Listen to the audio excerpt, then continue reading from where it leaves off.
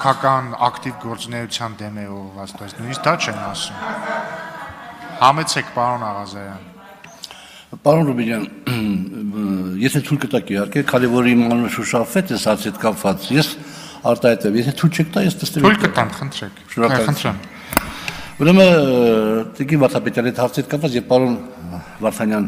նաեւ որ դուք հարց տվեցիք, ինչ-որ խորացավ ոնց որ ասում են, թե ես ինչու եմ ասել դիմումը հետ վերցրու իբր թե ճիշտ ասում պարոն Վարդանյանը, չէ, ես չեմ ասել դիմումը հետ վերցրու։ Ես իրեն ասել եմ Արամ Մկրտչյանին, որ եթե այդ ծրագիրը չի իրականացվում, ապա բան նամակագրի Քաղաքային կոմիտեի նամակագրի եւ ասա որ ֆինանսական պատճառներով ինչ պատճառներով հրաժարվեք շնորհակալություն այդ ծրագիրը կատարելուց ինչու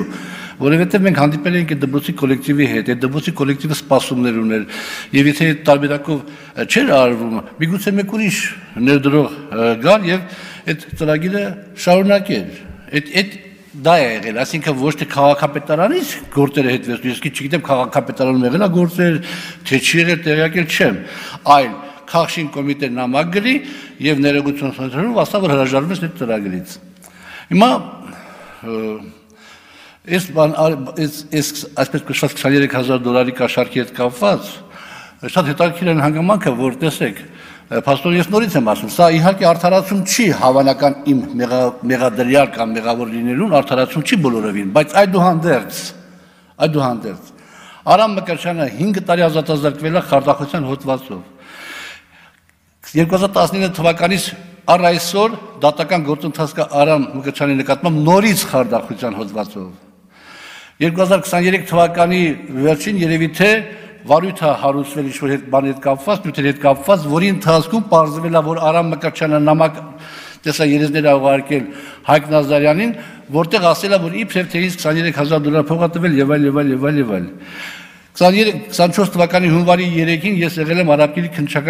Արաբկիրի ոստիկանության բաժանմունքում եւ հաղորդում եմ տվել իմ հանդեպ ինչ-որ սուտ տեղեկություններ մատնություններ տալու հետ կապված նույնաբովանդակ ոստիկանությունը փաստեր ուղարկել է քննչական կոմիտեն երևի թե իմանալով պիտի որ իմանալ իմ կարծիքով որ Արամ Մկրտչյանի հետ կապված դատական գործընթաց է գնում որ 23 թվականի աշնանը